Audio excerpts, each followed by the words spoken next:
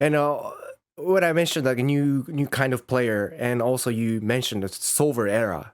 So we have now this great tool called GTO Solver, Pyro Solver, also GTOWIzard, which is library version. You can just access quite a few seconds and see the solver's solutions.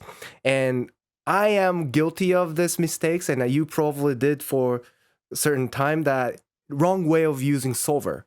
And one thing that I use wrong way is I play hands and look through the solver solution. Oh, this is bluff catch spot. Oh, this combo is good. And I've done it so long, and I realize it's this wrong way. And would you agree? And is there anything else of the wrong way of using solvers? I couldn't agree more. And I think almost every player in the world did this the wrong way when the solvers came out, myself included.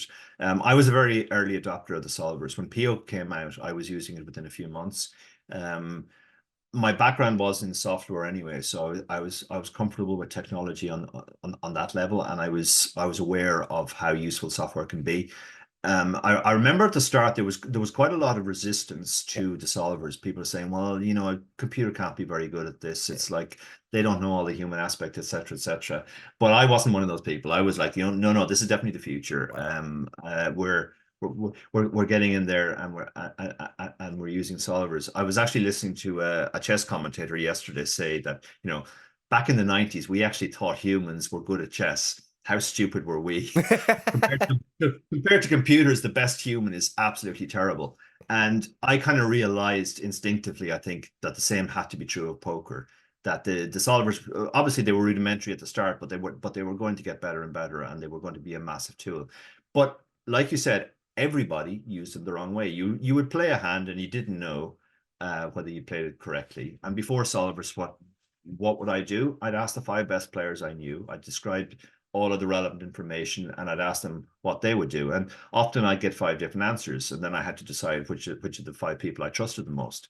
When the solvers came along, I sort of got rid of those 5 people, and now I just asked the solver, and the solver would say, you played this fine, or the solver would say, yes, you can call the river 10% of the time.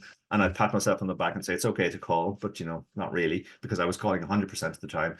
And almost everybody I know who use solvers, that's the way they use from the start. I think probably the one exception to that is Dominic Nietzsche, who from the start was like, this is bullshit. This is not the way solvers should be used. You should be just looking at like button versus blind, different stack depths, different position against different position, learning the overall patterns. And that is the correct thing. It's not a lookup tool to see if you played a spot correctly, because even if you find out that you did, you can pat yourself on the back, but you haven't learned anything.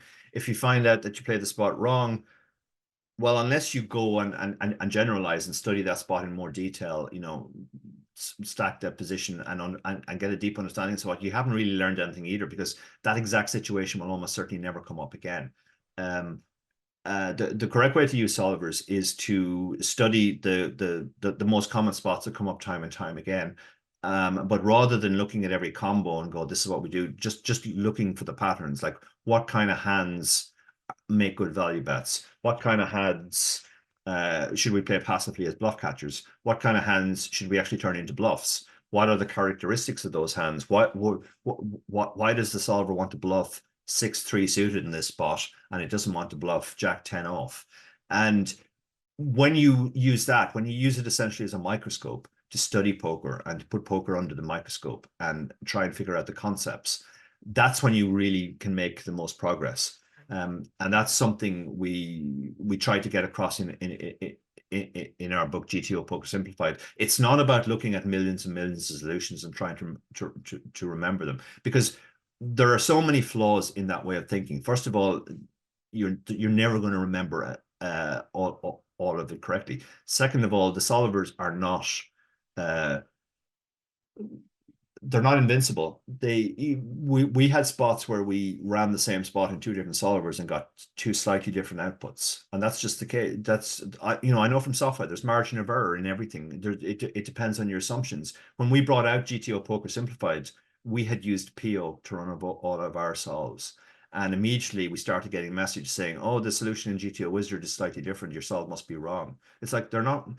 yes, our solve is wrong, but GTOWIzard is also wrong. They're both slightly wrong.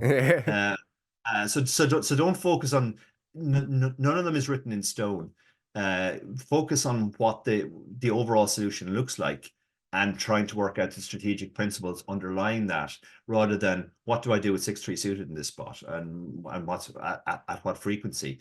I was talking to Andy Black about this recently, and Andy doesn't use solvers at all, but he said he's detected a new level of sort of people going, well, the solver says this, so this has to be right. And he thinks a lot of people are sort of misapplying and misunderstanding the solvers. And I said, absolutely they are, because what they're doing is they're treating the solver as a Bible, where everything in it is absolutely 100% true. And if you do anything else, it's completely wrong. And this is particularly the case in the latest generation of solvers. When the solvers came on the scene first, like PO Solver, etc., you had to program everything yourself. You had to tell it what the two ranges were. You had to tell it what bet sizes to consider.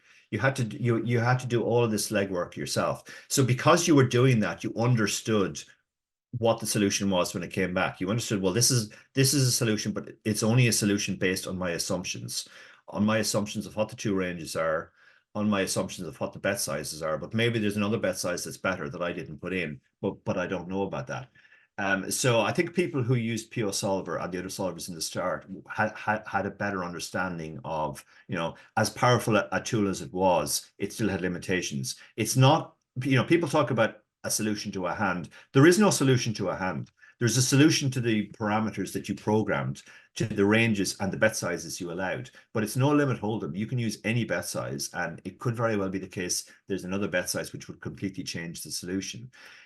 But the situation, as far as that goes, has gotten worse since the lookup tools like GTOWIzard and Range Trainer Pro, etc., have come on the scene, because now people are just looking at that saying, well, that's the solution, that must be the thing. But they're kind of unaware of the fact that, well, it depends on the ranges that that those tools are using, and it depends on the bet sizes that they're using and allowing.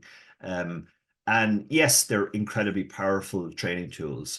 But they should be seen as training tools, not as lookup tools. Yeah, definitely. I always tell the people like GTO solution is so fragile, because, as you said, that GTOWIzard solution is something that every single 6 players agree to use this, and that would be the correct answer.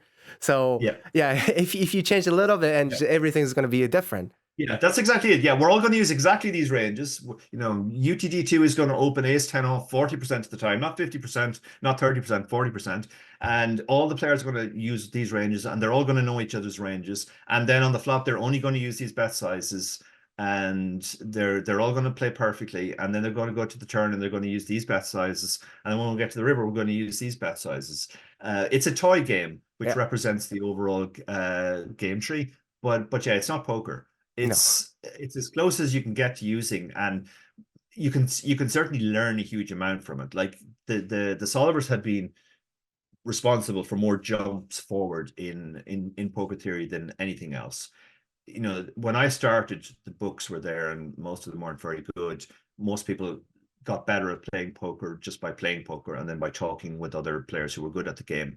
And then the training video era started with card runners, etc. And now you could watch some of the top players in the world explain their thought process, and people got better. But the real jump forward happened when the solvers came, and the solvers identified certain things. The solvers identified that people weren't opening enough of certain types of hands from certain seats. When I started playing,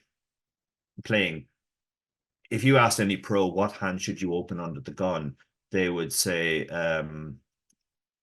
any pair better than pocket eights, any 2 Broadway cards, maybe ace 10 suited, ace 9 suited, and that's it. And the solvers came along and said, no, open all the suited aces. You need to have board coverage. You need to be able to flop lots of flush draws, lots of flushes, lots of backdoor flush draws. And then if we go on to the flop, what type of hands do we use as bluffs? Solvers were like, okay, any hand which is sort of a double backdoor, that's a great bluff to have, because if you get called, there are lots of good turn cards for you because of the fact that it's a double backdoor. And these are general principles, and this is where the solvers are really at their most useful when they can show us general principles that we can then apply in thousands and thousands of different spots rather than what do I do in this exact spot. Yeah. I think the the Wizard and the lookup solutions are powerful tools, and it's definitely accelerate our evolution of poker, but also create a lot of copy and paste GTO person, and that's definitely dangerous things to do. And also, it was great.